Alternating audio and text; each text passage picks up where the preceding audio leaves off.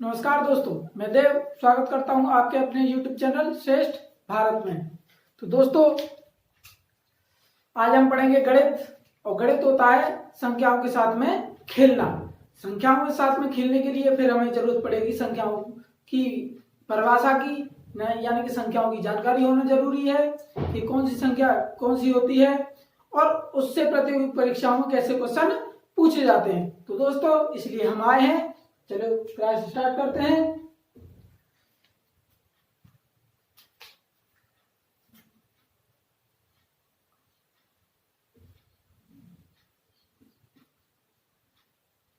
संख्या दोस्तों, संख्याओं को कई रूप में विभाजित किया गया है। संख्याओं को कई रूप में विभाजित किया गया है, जैसे प्राकृतिक संख्याएं, पूर्ण संख्याएं, सम संख्याएं, मूल संख्याएं। ये सारी क्या है? संख्याएं। तो इन्हीं के बारे में आज पढ़ेंगे। तो सबसे पहले लेते हैं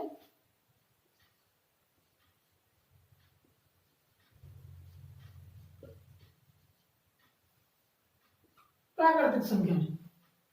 क्या लेते हैं? प्राकृतिक संख्याएं। तो प्राकृतिक संख्या वो होती हैं जिन्हें हम बचपन से गिनती बोलते चले आ रहे हैं। जैसे हम गिनती बचपन से बोलते चले आ रहे हैं कि 1 2 3 4 5, यही प्राकृतिक संख्या हैं जिन्हें हम नेचुरल नंबर भी कह सकते हैं। तो प्राकृतिक संख्या कौन सी है? 1 2 3 4 5। दोस्तों, क्वेश्चन बनता है कि सबसे छोटी प्राकृतिक संख्या कौन सी है और सबसे बड़ी प्राकृतिक संख्या कौन सी है।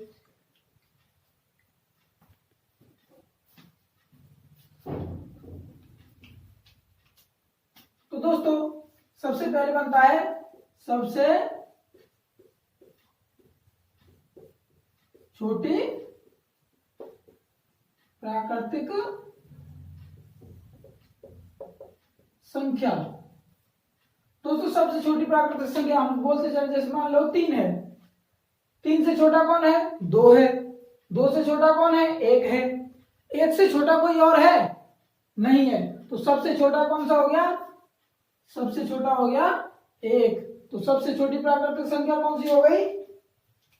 सबसे छोटी प्राकृतिक संख्या हो गई 1। अब दोस्तों, क्वेश्चन बनता है हमारा कि सबसे बड़ी प्राकृतिक संख्या कौन सी है। सबसे बड़ी प्राकृतिक संख्या। तो दोस्तों, सबसे बड़ी प्राकृतिक संख्या को हम परिभाषित नहीं कर सकते। क्यों? क्योंकि 1 से बड़ा 2 है, 2 से बड़ा 3 है, 3 से बड़ा 4 है, 4 से बड़ा 5 है, 5 से बड़ा 6 है, 101 से बड़ा 2 102 है। यानी कि ये गिनती कभी खत्म नहीं होती। समझ में आया दोस्तों? तो सबसे बड़ी प्राकृतिक संख्या कौन सी है? सबसे बड़ी प्राकृतिक संख्या अपरिभाषित है। ठीक है दोस्तों, समझ में आया? चलो आगे बढ़ते हैं। अब आता है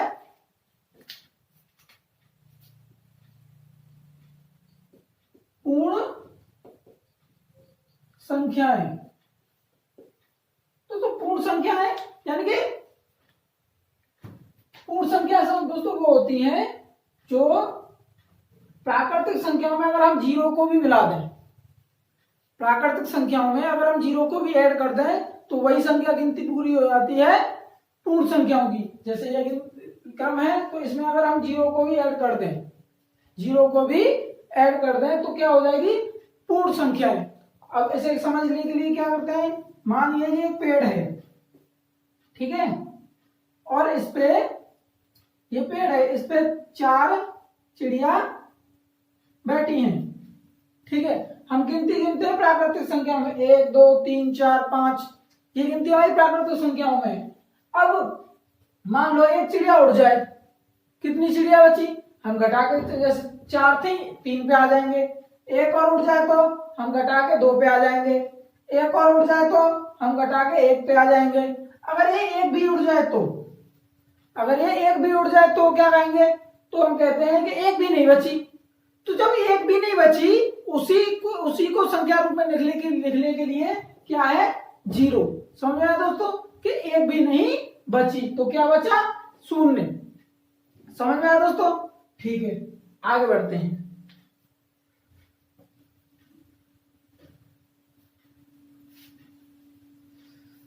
दोस्तों यहां एक क्वेश्चन आता है, सबसे छोटी पूर्ण संख्या, सबसे छोटी पूर्ण संख्या। तो सबसे छोटी पूर्ण संख्या कौन सी है? मान लो ये क्रम है, ये सारी पूर्ण संख्या हैं, तो 3 से छोटा 2 है, 2 से छोटा 1 है, 1 से छोटा पहला कौन सा है? 0। तो सबसे पहली सबसे छोटी पूर्ण संख्या कौन सी हो गई? 0। समझ में आया दोस्तों? सबसे छोटी पूर्ण संख्या 0। चलिए आगे बढ़ते हैं।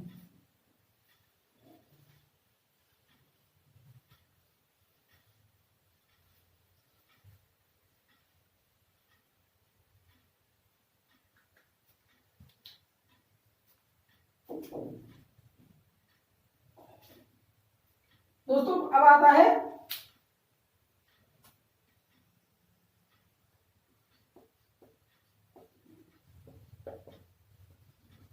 सम संख्या। क्या आता है? सम संख्या। तो दोस्तों सम संख्या वो होती हैं जिनमें 2 का भाग आसानी से चला जाए। जिनमें अगर 2 का भाग जा रहा है तो वो सम संख्या है, और जो जिनमें 2 का भाग नहीं जा रहा है वो सम संख्या नहीं है।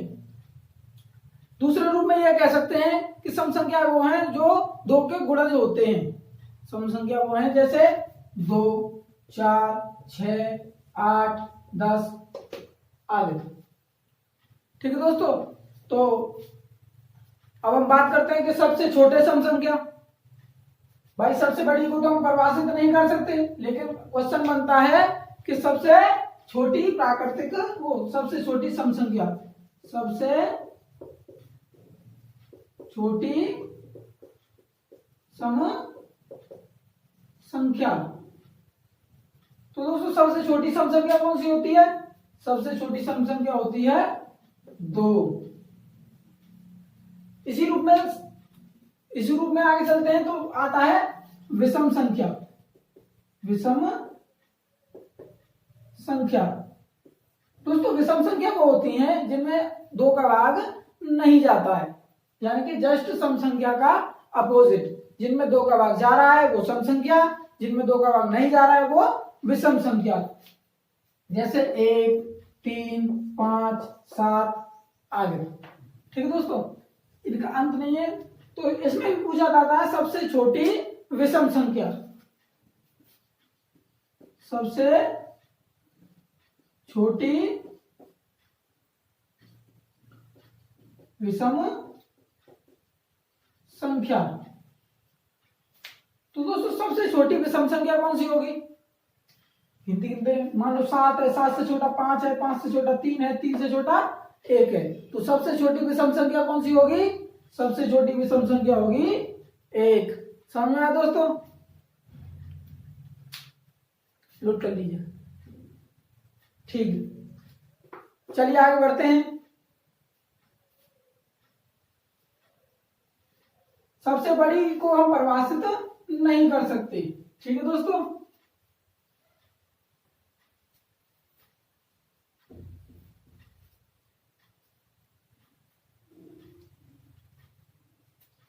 अब उसको आता है एक पूर्णांक, धन पूर्णांक और ऋण पूर्णांक। यानी कि ये तीनों को समझने के लिए तीनों की जानकारी जरूर लीजिए। पूर्णांक किसे कहते हैं? यानी कि धन पूर्णांक और ऋण पूर्णांक को ही सम्मिलित रूप से पूर्णांक कह देते हैं। अब धन पूर्णांक को समझना है और हमें ऋण पूर्णांक को समझना है, तो इसे समझने के लिए मानते हैं 0। यहां से 1, 2, 3, 4 और 5। समझ में आया दोस्तों? अब यहां से -1, -2, -3, -4 और -5। ठीक है दोस्तों, मान लीजिए ये कोई बिल्डिंग है जिसके पृथ्वी के नीचे 5 कमरे बने हुए हैं और पृथ्वी के ऊपर 5 कमरे बने हुए हैं। हम यहां से आते हैं, अगर ऊपर चल देते हैं तो हम ऊपर जा रहे हैं यानी कि प्लस में जा रहे हैं, इन्हें कहते हैं धन पूर्णांक। ठीक है, अगर हम पृथ्वी तल से नीचे जा रहे हैं तो ये हो जाएगा ऋण पूर्णांक। ठीक है दोस्तों, अब धन पूर्णांक और ऋण पूर्णांक में उतना ही डिफरेंस होता है। मान लीजिए, और शून्य, शून्य किस में आएगा, ऋण पूर्णांक में जाएगा या धन पूर्णांक में आएगा, तो शून्य किसी में भी नहीं आता है। समझ में आया दोस्तों, शून्य किसी में नहीं आएगा। एक से ऊपर अगर धनात्मक है तो धन पूर्णांक और ऋणात्मक है तो ऋण पूर्णांक। समझ में आया दोस्तों। अब बात करते हैं कि सबसे छोटा धन पूर्णांक। क्वेश्चन बनता है सबसे छोटा धन पूर्णांक। तो दोस्तों सबसे छोटा, जीरो के बाद में सबसे पहले कौन पड़ेगा, एक। कौन पड़ेगा, एक। तो सबसे छोटा धन पूर्णांक कौन सा होगा, सबसे छोटा धन पूर्णांक होगा एक। सबसे बड़े को हम परिभाषित नहीं कर सकते। अगर पूछेगा कि सबसे बड़ा धन पूर्णांक, तो सबसे बड़े धन पूर्णांक को हम परिभाषित नहीं कर सकते, तो इसके लिए क्या लिखते हैं, इंफिनिटिव। ठीक है दोस्तों, समझ में आया। अब बात करते हैं ऋण पूर्णांक की। ऋण पूर्णांक, तो ऋण पूर्णांक सबसे छोटा ऋण पूर्णांक, बात करते हैं सबसे छोटा ऋण पूर्णांक। तो सबसे छोटा ऋण पूर्णांक कौन सा होगा, जो सबसे छोटे को परिभाषित नहीं कर सकते, क्योंकि एक -1 से बड़ा छोटा है -2, -2 से छोटा है -3 और -3 से छोटा है -4। ये गिनती कभी खत्म नहीं होगी। तो सबसे छोटा ऋण पूर्णांक कौन सा है, इसे हम परिभाषित नहीं कर सकते। उसी तरह से हम परिभाषित कर सकते हैं सबसे बड़ा ऋण पूर्णांक। ठीक है दोस्तों, तो सबसे बड़ा ऋण पूर्णांक होगा -1। सबसे बड़ा ऋण पूर्णांक होगा -1। समझ में आया दोस्तों, आ गया। ठीक है, नोट कर लीजिए। ठीक है, आगे चलते हैं।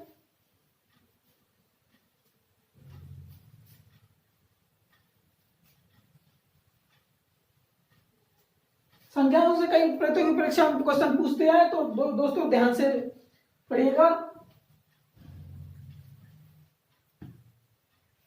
अब बात करते हैं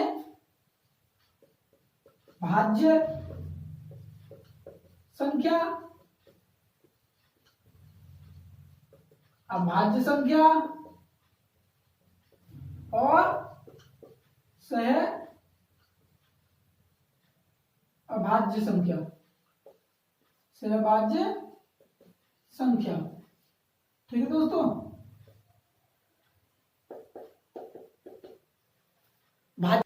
भाज्य संख्या वो होती हैं जिनमें एक और इनके स्वयं के सिवा किसी और का भाग चला जाए, उन्हें कहते हैं भाज्य संख्याएं। ठीक है दोस्तों, कैसे कि स्वयं और एक के सिवा किसी और का भाग चला जाए, और जिनका स्वयं और एक के सिवा भाग नहीं जाए तो वो होती हैं अभाज्य संख्याएं। जैसे मान लीजिए 6 ले रहा हूं, क्या ये भाज्य संख्या है या नहीं है, तो इसके गुणन विखंडन करेंगे तो 1 का भाग जा रहा है 6 में, 2 का भाग जा रहा है 6 में, 3 का भाग जा रहा है 6 में और 6 का भाग जा रहा है 6 में। तो हमारी परिभाषा क्या थी कि जिनमें एक और स्वयं के सिवा किसी तीसरे का भाग चला जाए वो होती है भाज्य संख्याएं। तो इनमें से तो 2 का भाग जा रहा है, 3 का भी भाग जा रहा है, तो ये कौन सी है, भाज्य संख्या है। उसी तरह से अब अगर सहभाज्य संख्या अभाज्य संख्या की बात करें, मान लीजिए 7 है। अब 7 किस किस से कट जाएगा, 7 कटेगा केवल 1 से और 7 से, 1 से और केवल 7 से। समझ में आया दोस्तों। तो इसके गुणनखंड कितने, एक ये है और एक स्वयं है। ठीक है दोस्तों, तो एक और स्वयं के सिवा जो किसी से नहीं कटेगी वो होगी अभाज्य संख्या। समझ में आया दोस्तों, नोट कर लीजिए। ठीक है।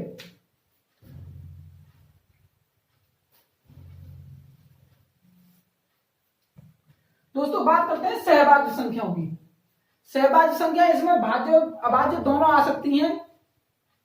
इनमें एक भाज्य होगी और एक अभाज्य होगी। मान लीजिए मैं बात करता हूं 9 की और 4 की, दोनों ही भाज्य हैं क्योंकि ये 1 से कट रही है, 2 से कट रही है और 4 से कट रही है। 9 1 से कट रही है, 3 से कट रही है और 9 से कट रही है तो ये दोनों भाज्य संख्या है। लेकिन अगर ये दोनों का जोड़ा कहीं बन रहा है, अगर पूछी जा रही है कि क्या 9 और 4 सहभाज्य संख्या है या नहीं है, तो कैसे पता करेंगे? क्योंकि इनके जो HCF होता है, HCF यानी कि मासा, अगर इनका मासा केवल 1 आएगा तो ही ये सहभाज्य संख्याएं होंगी। कैसे देखते हैं? और HCF होता है कॉमन विखंडन, तो 9 के विखंडन करेंगे 1 3 और 9, 4 के करेंगे 1 2 और 4, तो इनमें कॉमन क्या है? केवल 1। कॉमन क्या है? केवल एक ही दोनों का कॉमन है। तो कौन सी है ये है सहभाज्य संख्याएं। मान लीजिए मैं लेता हूं 4 को और 6 को, क्या ये सहभाज्य संख्या है? क्या ये सहभाज्य संख्या है?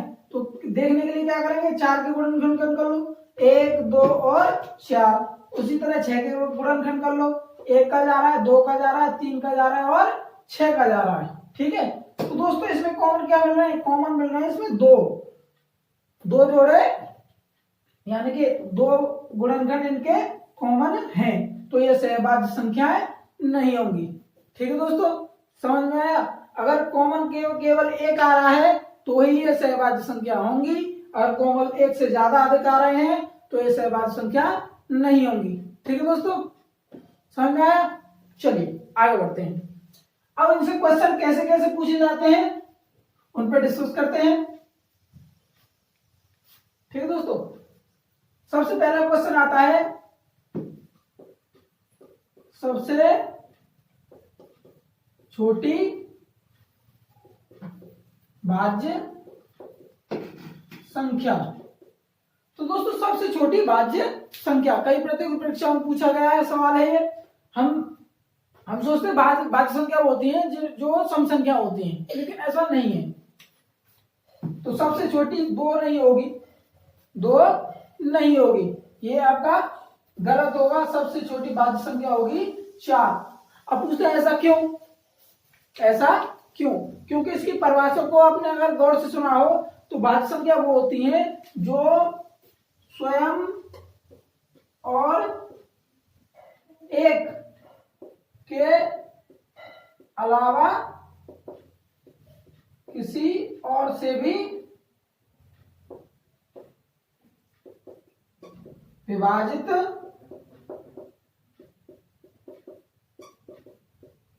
होती हैं, यानी कि जो स्वयं और किसी एक के अलावा किसी और से भी विभाजित होती हैं वही केवल भाज्य संख्या कहलाएंगी। अब आपको 2 लीजिए, आपका डाउट था 2 का। ठीक है दोस्तों, आपका डाउट था 2 का कि क्या 2 भाज्य संख्या क्यों नहीं है। इसके अगर हम गुणनखंड करते हैं तो इसका 1 है और 2 है, जो कि ये 1 है और ये स्वयं है, तो तीसरा कोई गुणनखंड है ही नहीं इसका। जब तीसरा कोई गुणनखंड है ही नहीं तो ये इन 2 के अलावा किसी और से विभाजित हो ही नहीं रही, तो इसे भाज्य संख्या नहीं मानेंगे। 3 अभाज्य संख्या पहले से ही है, क्योंकि 3 के भी गुणनखंड ऐसे ही होते हैं। तो सबसे छोटी भाज्य संख्या कौन सी होगी? 4। सबसे छोटी भाज्य संख्या कौन सी होगी? 4। और सबसे बड़ी भाज्य संख्या को हम परिभाषित कर ही नहीं सकते, तो क्वेश्चन बनता है केवल एक ही प्रतियोगी परीक्षा में पूछा गया सवाल है कि सबसे छोटी भाज्य संख्या कौन सी है। ठीक है दोस्तों, समझ में आया? चलिए अब बात करते हैं दोस्तों सबसे छोटी अभाज्य संख्या। दोस्तों सबसे छोटी भाज्य संख्या, इसको परिभाषित करने के लिए क्या करेंगे? मान लीजिए एक से गिनती करो, एक एक तो एक है और ये इसका एक तो ना भाज्य है ना ही अभाज्य है। ठीक है, बात करते हैं दो से, तो दो कौन सी है, दो कौन सी है, दो है सबसे छोटी अभाज्य संख्या, दो है सबसे छोटी अभाज्य संख्या, क्योंकि इसके गुणनखंड केवल स्वयं और एक ही है। ठीक है दोस्तों, समझ में आया। अब पूछते हैं कि एक कहां गई, 2 3 5 7 11 ये है अभाज्य संख्या। ठीक है दोस्तों, जिनमें किसी और का भाग नहीं जाता है, केवल उनका ही जाएगा और केवल एक का ही जाएगा। ठीक है दोस्तों, अब पूछते हैं एक किस में आएगी, एक किस में आएगी। ये क्वेश्चन कई बार पूछा गया है कि वह संख्या जो ना तो अभाज्य है ना ही भाज्य है, तो एक क्या है, ये ना तो भाज्य है और ना ही अभाज्य है। ठीक है दोस्तों, एक जो है ना भाज्य है और ना ही अभाज्य है। समझ में आया दोस्तों, नोट कर लीजिए। ये तीनों ही क्वेश्चन मोस्ट इंपोर्टेंट है, कई प्रतियोगी परीक्षा में पूछे गए हैं। ठीक है दोस्तों, समझ में आया। चलिए मिटा दो।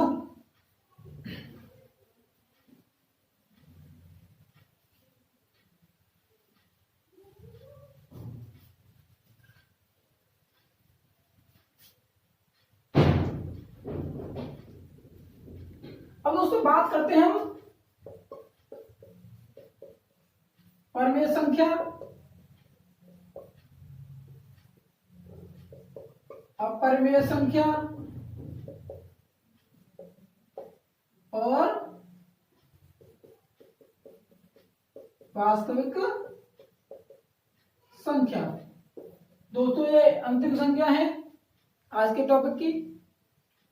तो दोस्तों परमेय संख्या, परमेय संख्या यानी कि साधारण रूप में मान लीजिए जो जितने भी भिन्न हैं, जितने भी भिन्न हैं वही परमेय संख्या है। समझ में आया, नहीं आया, चलो समझते हैं। यानी कि परिभाषा के रूप में ये कहती है कि जिन्हें P बटे Q की फॉर्म में लिखा जा सकता है वही परमेय संख्या है। तो कैसे करेंगे, जिन्हें P बटे Q की फॉर्म में लिखा जा सकता है, जैसे कि 1 बटे 2, 2 बटे 4, 3 बटे 5। ठीक है, कोई पूछता है कि दो भी परमेय संख्या है, यानी कि जो हमारा नेचुरल नंबर है क्या वो भी परमेय संख्या है, क्योंकि अगर हम इनके बटे में 1 रख दें तो ये भी परमेय संख्या मानी जाएंगी। समझ आया। तो दोस्तों क्वेश्चन कहां से बनता है, क्वेश्चन बनता है, चलो बात में बात है, अपरमेय संख्या कौन सी होंगी। अब बात करते हैं अपरमेय संख्या की। ठीक है, अपरमेय संख्या से पहले परमेय संख्या की मैंने बता दी। अपरमेय संख्या जिन्हें P बटे Q की फॉर्म में नहीं लिखा जा सकता, P बटे Q की फॉर्म में नहीं लिखा जा सकता। ठीक है दोस्तों, वो क्या होंगी, अपरमेय संख्या। कैसे समझते हैं, मान लीजिए -1 बटे -2 परमेय संख्या है, नहीं है। ठीक है, √2, √3, √5 परमेय संख्या है, नहीं है। क्या हमारी √4 परमेय संख्या है, क्या परमेय संख्या है, नहीं। ये कहां जाएगी, ये जाएगी परमेय संख्या में। अब जो क्यों, क्योंकि √4 को हम लिख सकते हैं केवल 2, √4 क्या है, 2। ठीक है दोस्तों, समझ में आया। चलो आगे बढ़ते हैं। क्वेश्चन कैसे बनता है, क्वेश्चन बनते हैं कि परमेय संख्याएं छाटिए। तो इसमें ज्यादातर क्वेश्चन बनते हैं, तो इंपॉर्टेंट क्वेश्चन है। एक तो आता है 22 बटे 7। 22 बटे 7 क्या है, परमेय संख्या है या अपरमेय संख्या है। जैसे पाई, ये दोनों ही, यानी पाई का मान ही 22 बटे 7 है। ठीक है दोस्तों, पाई का मान ही 22/7 है। लेकिन 22/7 को हम P/Q की फॉर्म में लिखा जा सकता है, तो ये कौन सी होगी? ये होगी परिमेय संख्या। ठीक है दोस्तों, और पाई को हम P/Q की फॉर्म में नहीं लिख सकते क्योंकि एक नियतांक है, तो इसे कहेंगे हम अपरिमेय संख्या। ठीक है दोस्तों, समझ में आया? ठीक है। और क्वेश्चन बनता है √2। जितने भी रूट हैं अगर उनका स्क्वायर नहीं खुल रहा है, यानी उनका रूट नहीं तोड़ा जा सकता, तो वो भी अपरिमेय संख्या में मानी जाएंगी। जैसे कि मैंने बता दिया, √2, √3, √7, यानी इनका हम रूट से बाहर नहीं ला सकते। ये क्या है? अपरिमेय संख्याएं। समझ में आया दोस्तों? अब दोस्तों वास्तविक संख्या क्या है? वास्तविक संख्याएं तो परिभाषा तो इतनी सी है कि परिमेय संख्या और अपरिमेय संख्या दोनों को ही वास्तविक संख्या कहते हैं। दूसरे रूप में समझ ली कि जितना भी कुछ है, अपरिमेय संख्या, परिमेय संख्या, सम संख्या, विषम संख्या, मूल संख्या, पूर्ण संख्या, प्राकृतिक संख्या, जितनी भी संख्या है वो ही वास्तविक संख्या है। तो आज का टॉपिक यहीं तक खत्म हुआ। आपको अगर हमारी वीडियो अच्छी लगी हो तो लाइक करें, शेयर करें और सब्सक्राइब करना ना भूलें। ठीक है दोस्तों, मिलते हैं अगली वीडियो में। तब तक के लिए जय हिंद, जय भारत।